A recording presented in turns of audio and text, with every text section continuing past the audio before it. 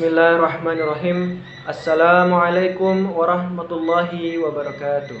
Alhamdulillahirabbil alamin. Wassalatu wassalamu ala asrofil anbiya'il mursalin Sayyidina Muhammadin wa ala alihi wa sahbihi ajma'in, amma ba'd. Alhamdulillah, marilah kita panjatkan puja dan puji syukur kehadirat Allah Subhanahu wa taala atas berkat rahmat dan hidayahnya. Kita masih diberikan kesempatan untuk bisa melaksanakan ibadah puasa 1 Ramadan 1443 Hijriah atau 3 April 2022, dan tak lupa pula kita kirimkan salam serta salawat kepada Nabi kita, Nabi besar Nabi Muhammad sallallahu alaihi wasallam. Allahumma sholli wa sallim wa barik alaihi, Nabi yang telah memberikan suri teladan bagi kita semua. Baiklah, perkenankan saya Ahmad Fakih Amaljik akan membawakan kultum singkat yang berjudul Menghargai Waktu. Di dalam Al-Quran terdapat surah yang bernamakan Al-Asr, yang bunyinya A'udzu billahi minasyaitonir rajim. Bismillahirrahmanirrahim. Wal 'asr innal insana lafi khusr illa alladhina amanu wa 'amilus solihati wa tawasaw bil haqqi wa tawasaw bis sabr, yang artinya, demi masa, sungguh manusia berada dalam kerugian kecuali orang-orang yang beriman dan mengerjakan kebajikan serta saling menasihati untuk kebenaran dan saling menasihati untuk kesabaran. Makna dari surah Al-Asr ayat pertama adalah supaya Rasulullah Shallallahu Alaihi Wasallam dan orang beriman memberi perhatian lebih kepada waktu, serta mampu memanfaatkan waktu sebaik-baiknya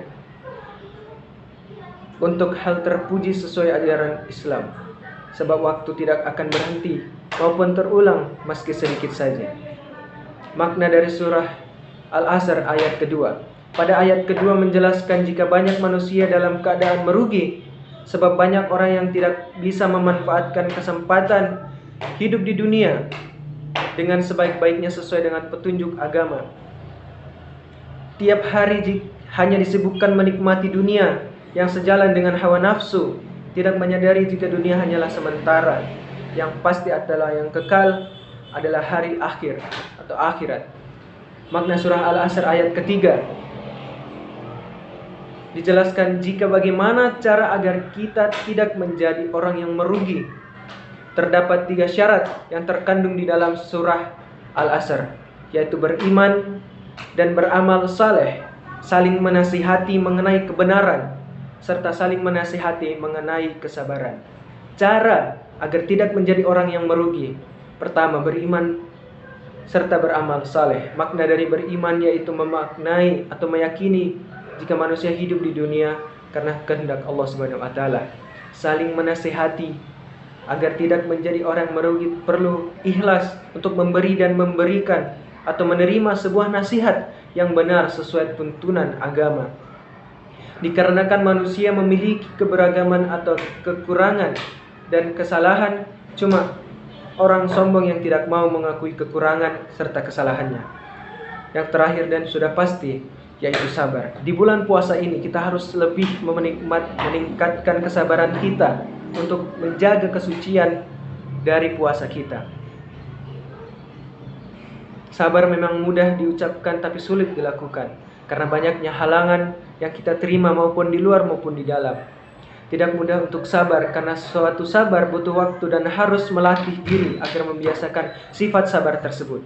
Sabar penting dilakukan karena masalah hidup bisa saja mengintai dan mungkin saja persoalan tersebut sulit untuk dipecahkan dan diselesaikan hanya dengan akal maupun pikiran.